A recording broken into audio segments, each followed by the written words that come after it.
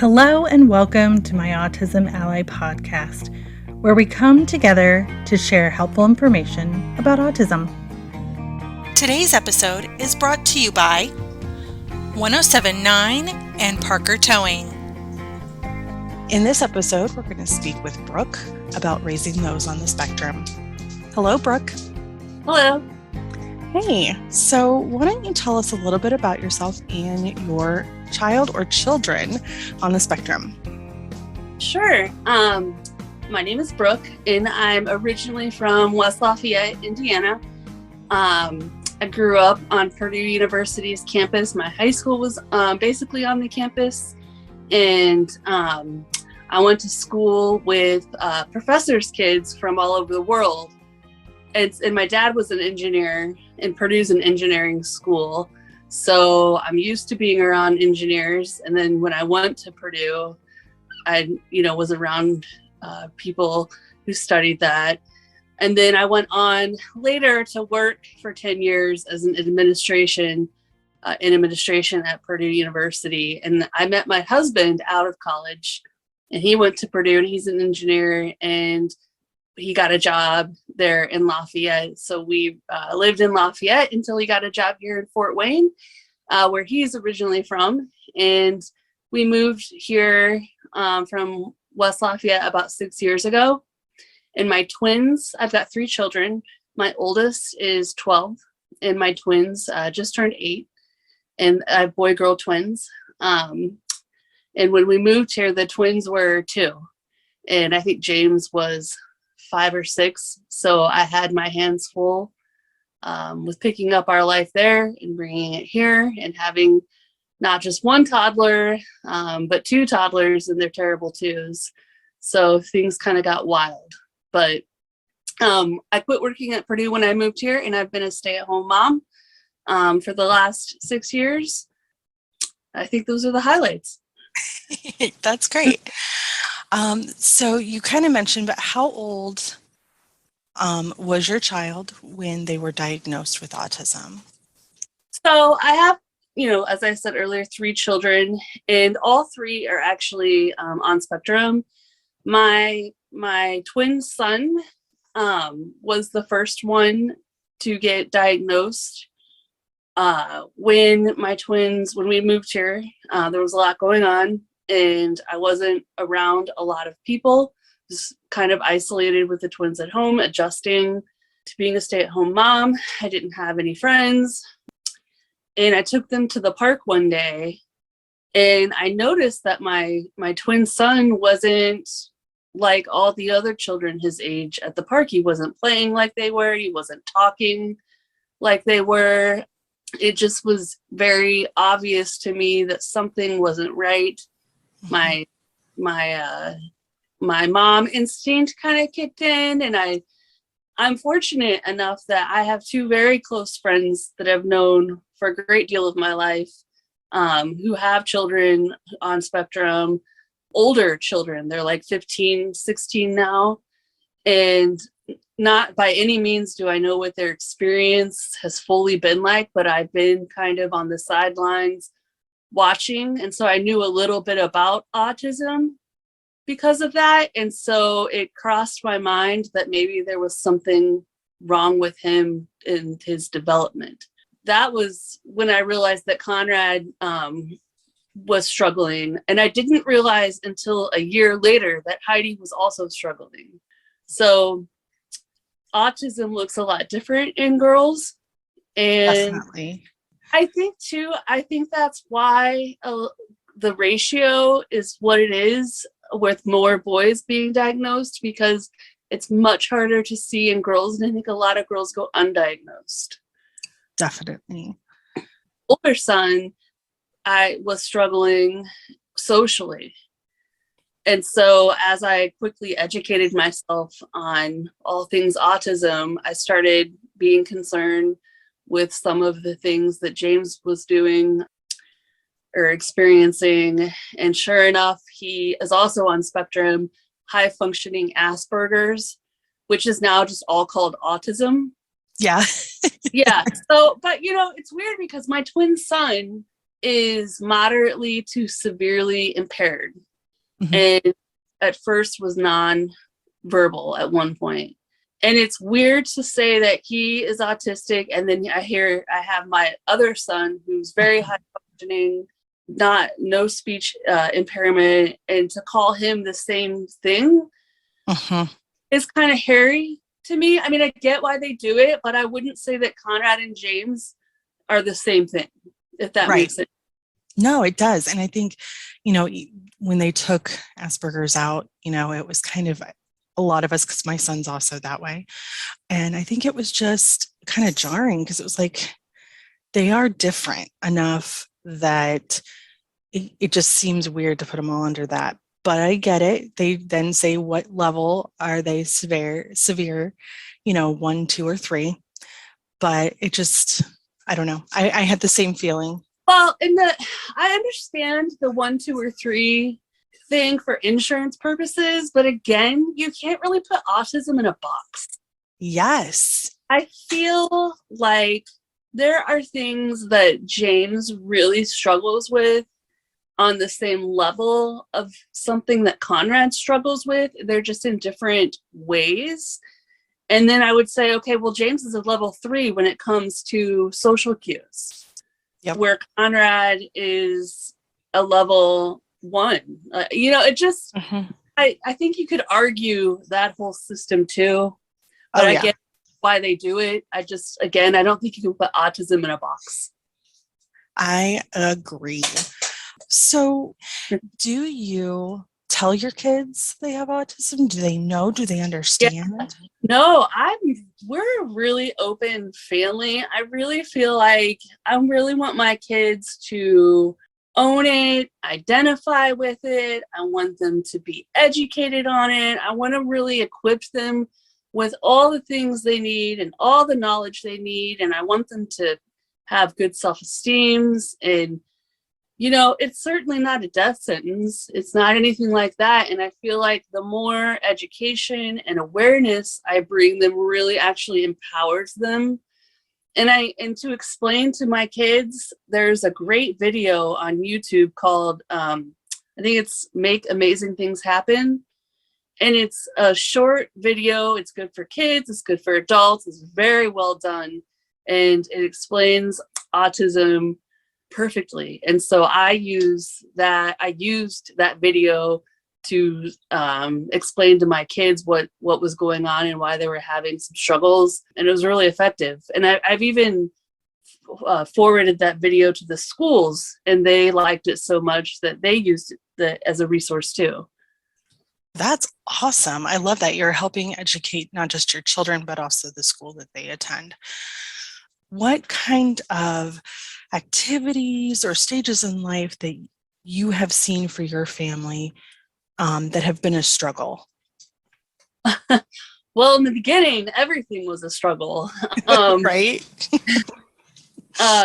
Well, it's hard to have kids. It's hard to have 3 kids. It's hard to have a set of twins or multiples. It's hard to have kids on spectrum or a dual diagnosis because my kids also have dual diagnosis with mood disorder, depression, anxiety. That's just a lot right there. I mean, that's a lot. So in the beginning, it just really was about surviving.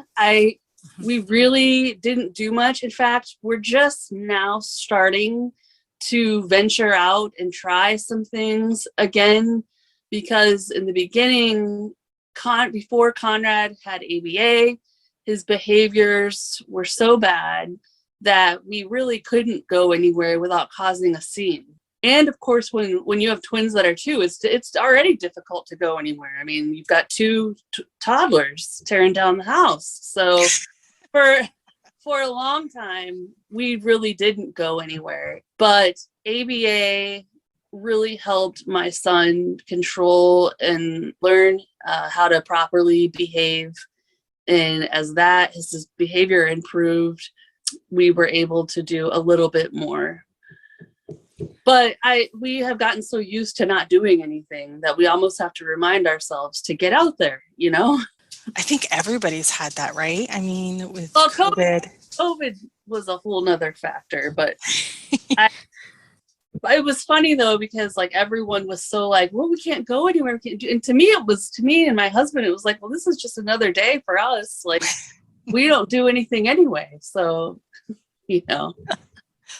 Well, and you mentioned ABA. Do any of your kids attend a school outside of ABA, since ABA is different than school? So I was really lucky because I had knowledge of autism, because I had two dear friends that have children with older children with autism, and when their older children were diagnosed, things were way different. It was when it was like 1 in 10,000, and there was one BCBA for all of Northern Indiana. In fact, both of them had to travel out of state to get assessments and diagnoses. Yeah. So I was around for all of that, and because I had the knowledge, what little bit of knowledge I had learned from them, I knew that I was seeing red flags. And I went in, I always go into, I'm in management. So I'm like a put out the fire kind of person. I knew that time was of the essence. And my one friend really reiterated that early interventions make a lifetime difference. And so I went into, what do I need to do? It really consumed me. ABA was one of the things that they told me about when I first saw the signs and got first steps to come over and told me what they thought. And he was 2. So I got him enrolled in a new ABA center that had just been opening at 2. I got him in. That's awesome. And I called around, and I think even then, from 5-6 years ago, things are so different now. And there's an ABA center on every corner in town now. But 5-6 years ago, there wasn't.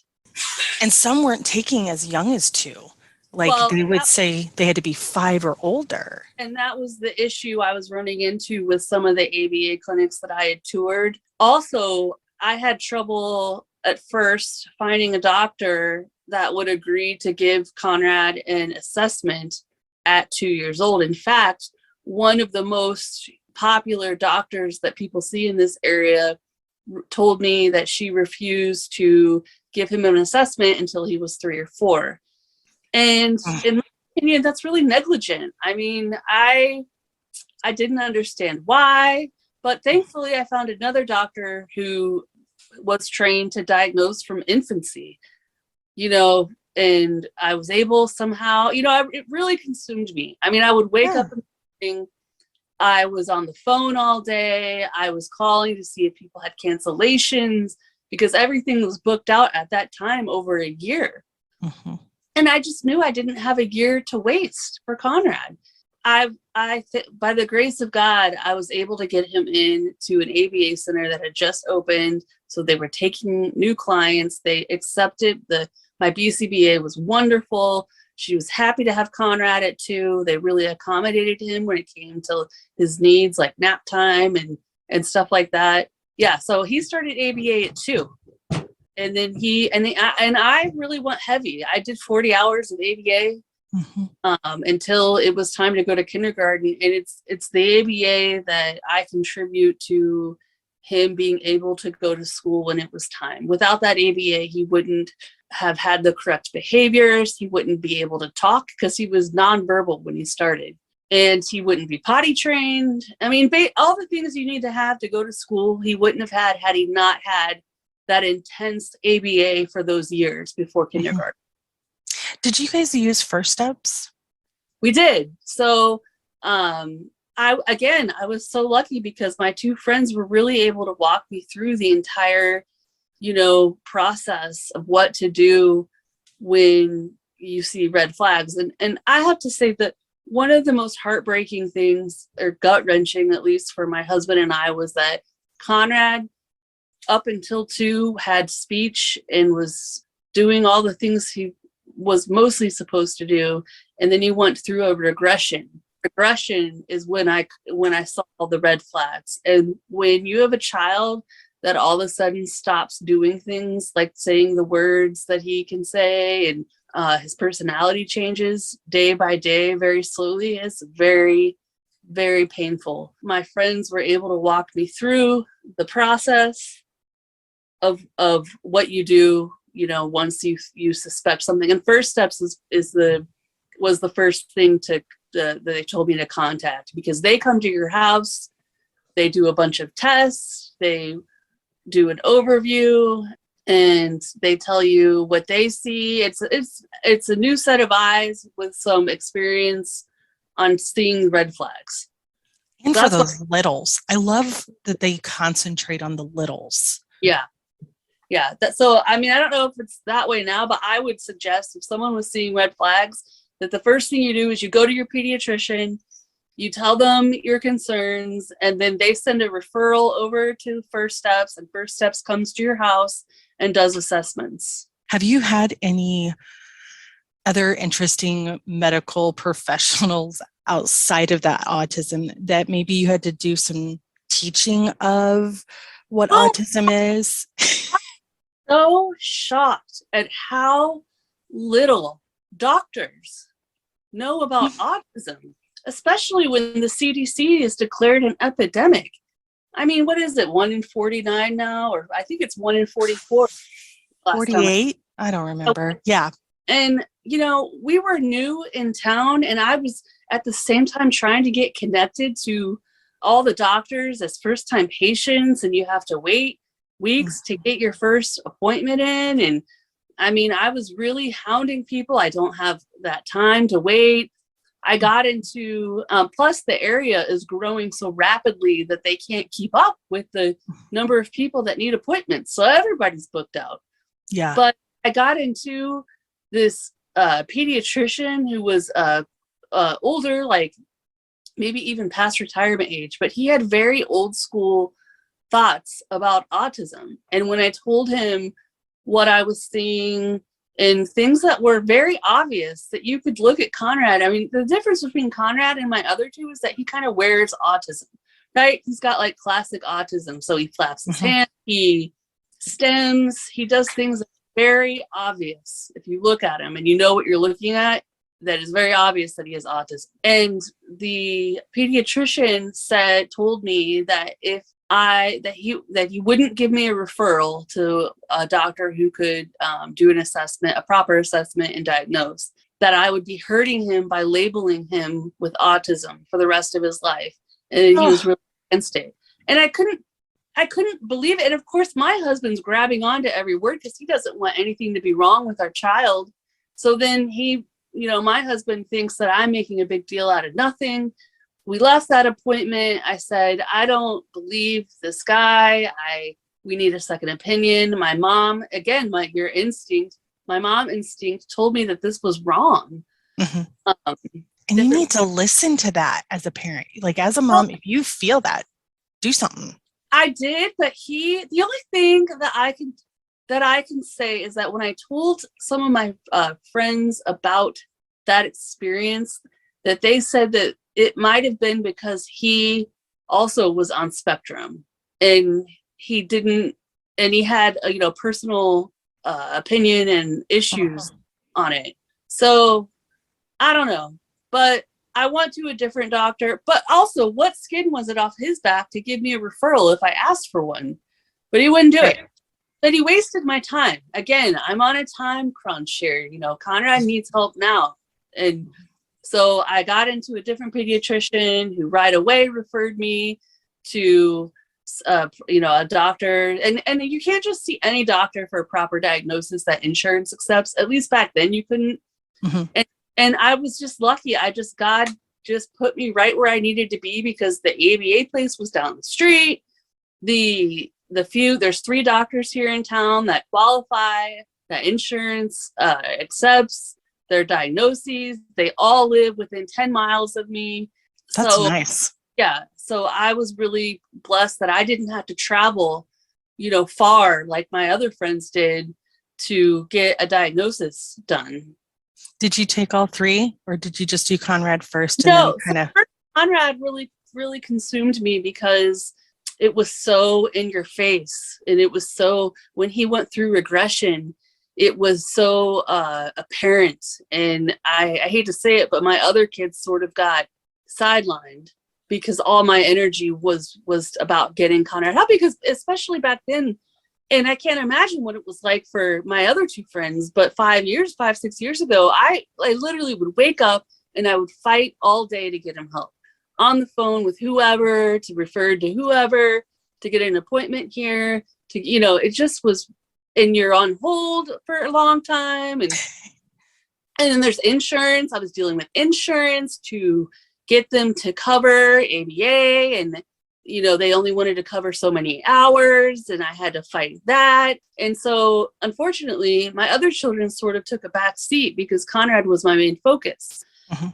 Heidi had I had First Steps come and test Heidi too, because they were twins. They suggested that they both get testing. First Steps did. And the only thing that red flagged them was that she was behind in speech. She had a speech delay.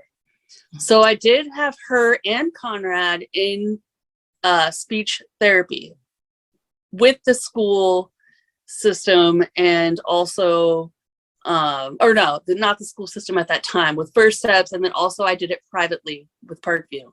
So she was about at 60-70% of speech at that time. That was my only red flag at that time that I saw, because again, it looks so different in girls, where Conrad's autism came out a lot in aggression and throwing things and screaming and, just aggressive, where Heidi just acted silly. And I would think, oh, she's just being silly, because that's what toddlers do. It wasn't until a year later when I started noticing that she was having repetitive behavior, again, in a totally different way. She had an obsession with the color purple.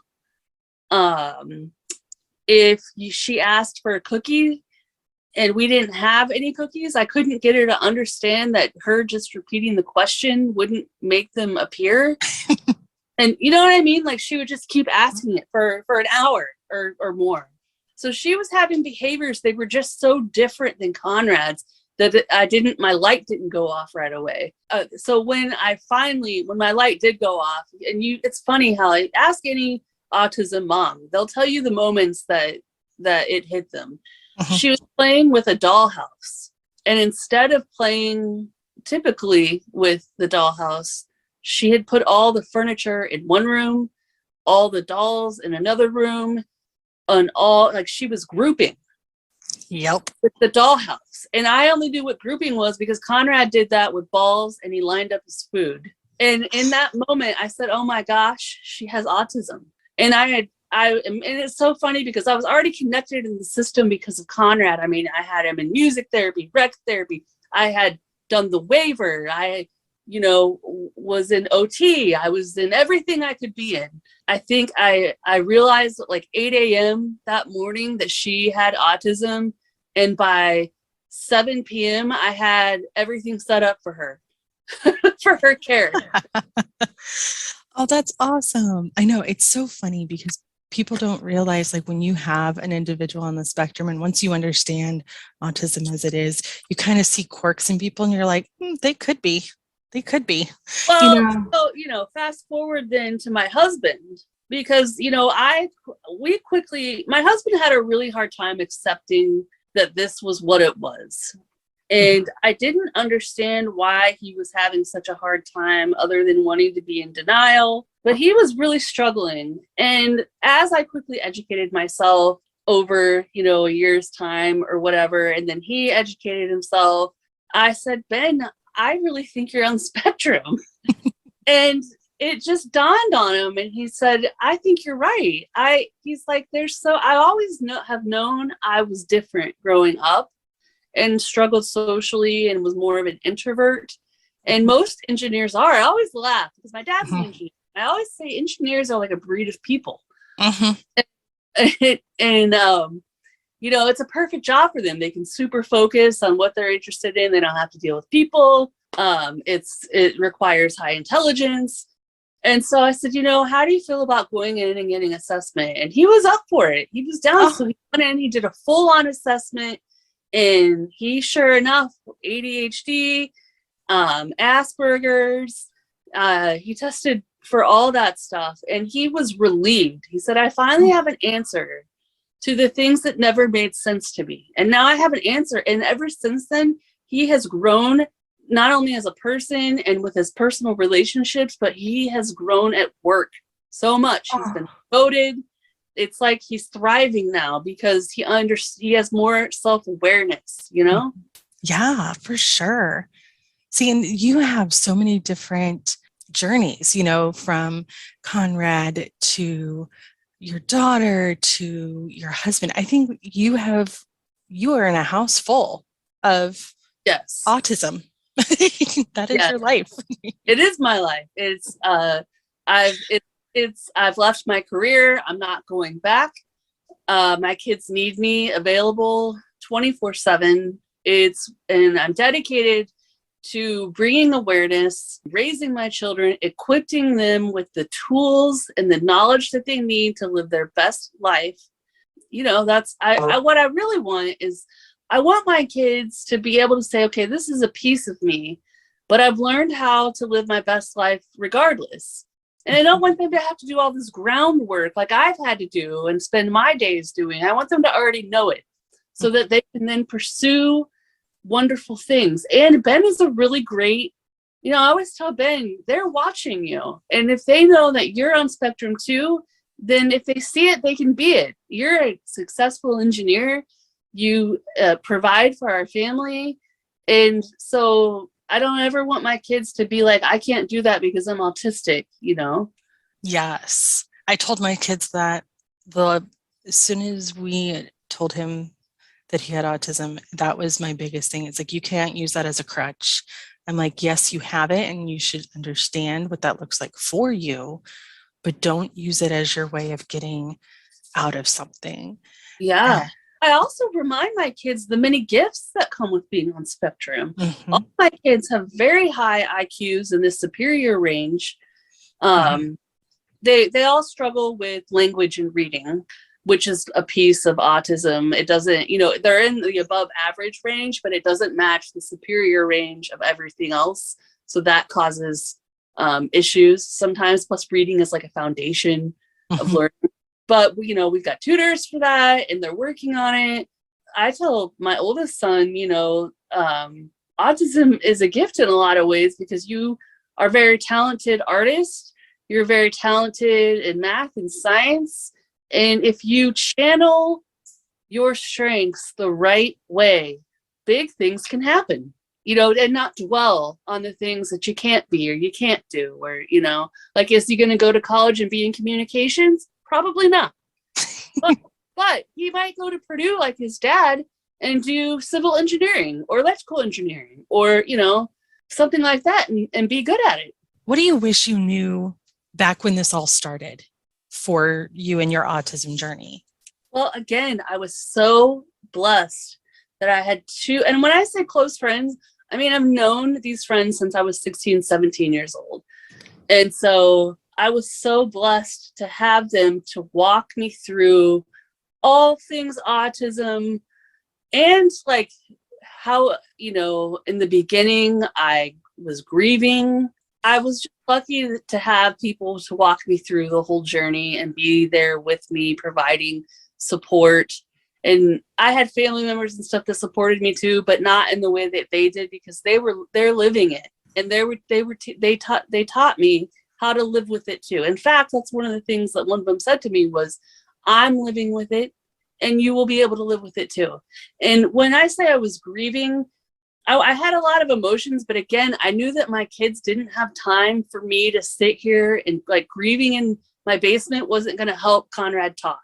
Like I didn't have time to go through that process and like get over my own feelings and then get them help. I kind of had to shelf everything I was feeling and come back to it once the dust settled and I took care of everything. They were there for me through all of that. And I grieved because Conrad was going to have a different life than I pictured. And it took me it took me a little, like 5 minutes to change that picture. I think that's what I grieved, I think grieving is a good word for it, but it also is, we have to keep moving. We can't, like you said, we can't sit and be stagnant about it. No, because your kids don't have time for you to do that. I think I cried for about 20 minutes and then I said, okay, I will come back to this. I go to therapy every week. I will, when I have, when I can, I wasn't in denial and I wasn't going to not deal with it. I just knew that my kids needed me ASAP. And again, I'm trained to put out fires and then react later, Yep. And so that's what I kind of did with my kids. And I'm glad that I was able to do that. Now, my husband wasn't able to do that. He really grieved. He really was in denial at first. He was angry at me for some reason. He went through a period that was really challenging for him, but he came around. And you have to remember again that your kids are watching you. And if they see me dwelling on it, then they're going to dwell on it. Definitely. So I really had to have a positive lookout, not just, to have a positive lookout, because that's what you should do in life, but to show them how to have a positive outlook. My kids are really smart. And so they're autistic. They're not stupid. I have to actually say that to some people, like especially for Conrad, because he's more impaired. In fact, Conrad knows that people think that he can't do things or understand things, to the point that he manipulates the situation and allows people to think that, so that he can be, I don't know what the word is, sneaky, or to get what he wants. He plays to that. Well, I mean, who wouldn't? I mean, I know. I might, and then I tell people, well, he's autistic, but he's not stupid, Oh my goodness. So for Conrad, did you see a certain therapy that was more beneficial, that helped him? Oh my gosh, ABA. I know it's controversial. And I had an amazing BCBA who was extremely intelligent and highly qualified. I don't know how I landed with her, but I did. And I would say that the thing that had the most effective therapy was the ABA. And I get the argument, but it's how he learned to live in this world, this typical world, and he had to learn he had to learn it young so that he could move forward and grow. So I would say, and he's been in all the therapies, but I would say the ABA was the one that had the most impact. Now, how do your children relate to one another? With all of them being at different levels, how do they interact? We're all we've got. So, well, Heidi and Conrad are twins. For a very long time, they were always together. They still are, but Heidi wants her independence more now. But it's kind of a blessing because Conrad has like a built-in friend for life. That's so true. Yeah. And so Heidi's always there for him. Now, I will say now that Heidi has some girlfriends in our neighborhood and they want to play just girls only, they leave Conrad out, and it really breaks his heart. We don't have any boys on the street because he wants to be included and he wants to have a best friend and he wants those relationships too. So the last year has been kind of tough and hard on Mom because when his heart breaks, my heart breaks. Things as they get older are changing a little bit, but when we're home and it's just us, they're very close. They are all in the same types of therapies, so they all relate to each other. That's so awesome. Well, and also because Conrad doesn't feel like he's being singled out, like they all go to rec therapy. They all go to OT. They all do it with the same therapist. So it's it's nice. It's a family. Now we are not a typical family. We're not Donna Reed. We don't live like that. And that's been hard for me as a typical person. I've really had to learn to adjust to my family's needs. Like I grew up having dinner at the dinner table with the family. Like, that's what you did. And you talked about your day, this and that. But all my kids have, one thing my kids all have in common is severe food sensory issues. And they each only eat a certain menu, and they're all in food. And it's exhausting for me because I have to make sure that I always have these foods available. And when I make them, I have to present them in the right way. And they all like to eat alone. So, including my husband. So, it makes me sad that we don't have that family time or whatever, but I've really had to just ride with it, just, I can't win every battle. That's one that I'm not going to even try because I want my kids to eat. And I'm telling you, they would rather starve than eat something that they didn't want to eat. That's the level of people, because people are like, oh, well, they'll get hungry. And I'm like, no, that's not the issue. It's not like that. So they're very close. They understand each other's struggles.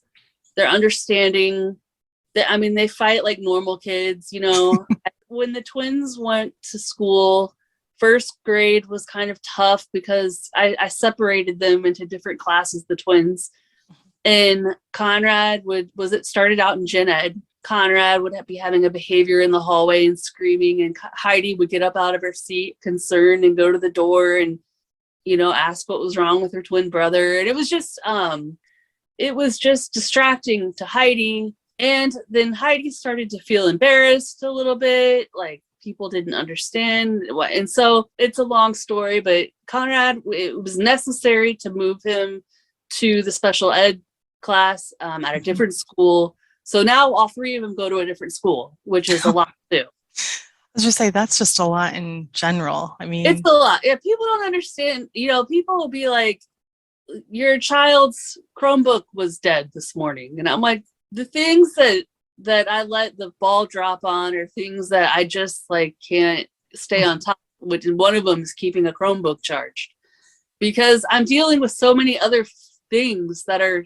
heavy, not just with one kid, but all three, that again, it consumes me, and it's, and I try to explain to other people. I mean, they wouldn't even begin to understand,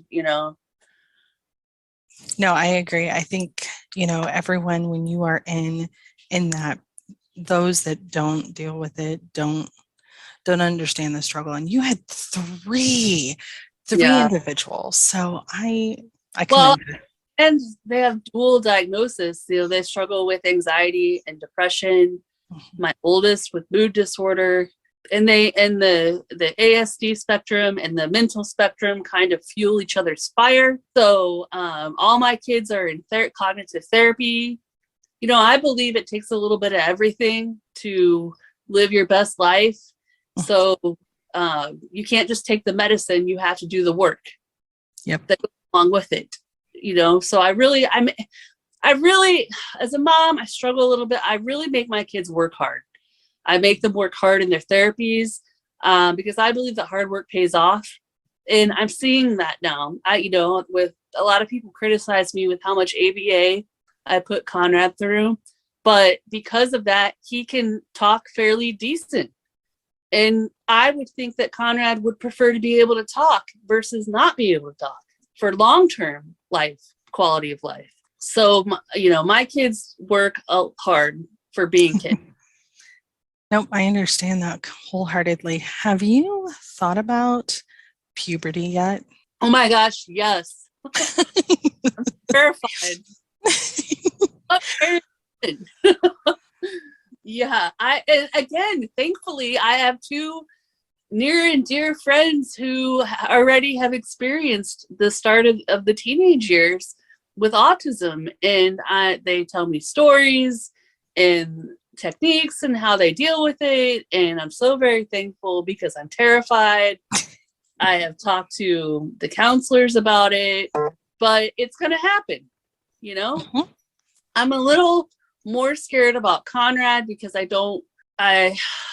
guess I don't know how that's going to go down, but it's going to happen. And just like everything else, I'm going to take it day by day. I've got a support team, on hand, and we'll get through it.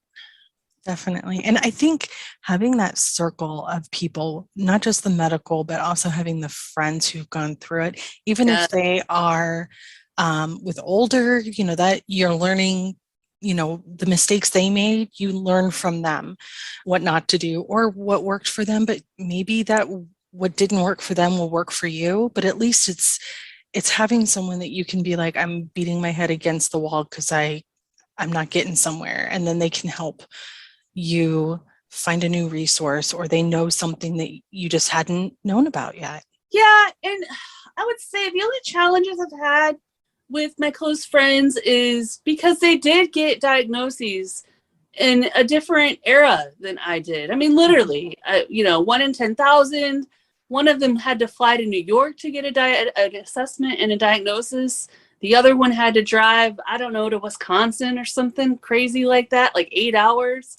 They really, I mean, I think I had to fight for resources. They really fought for resources, and there really weren't any. And the BCBAs they were working with at that time, like, were really rigid and I don't, it just was very negative and very difficult.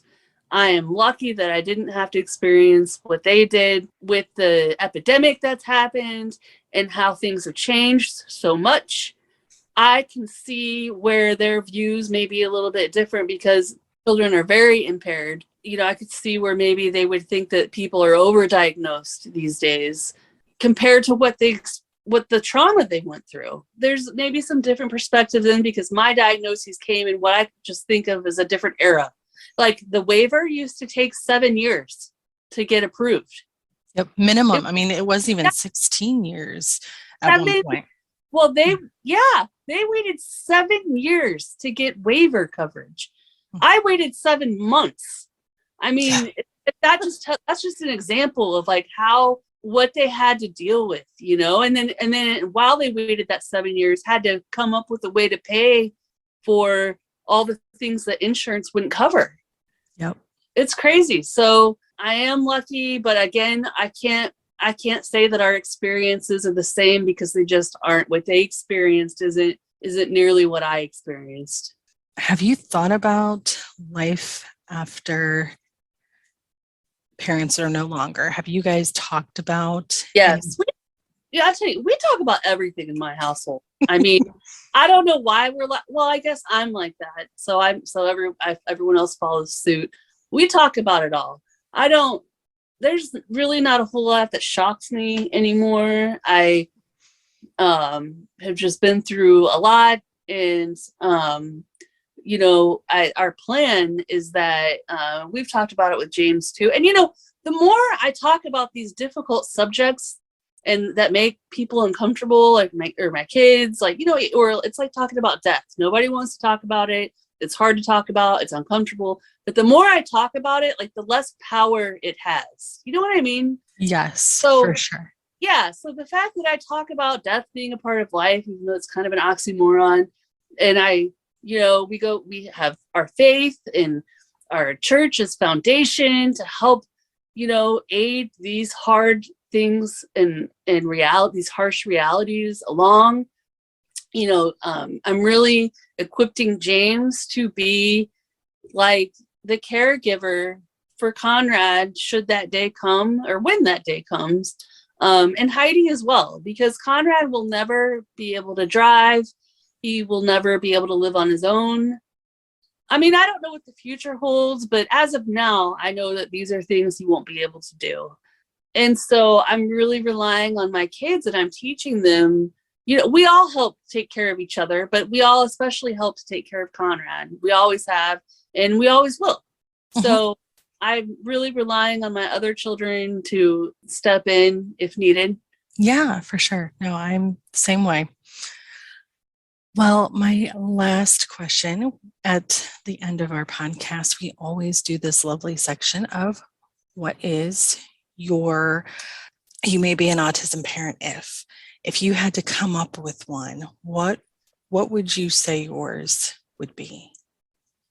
You might be an autism parent if all the Skittles are gone except the orange and the red ones.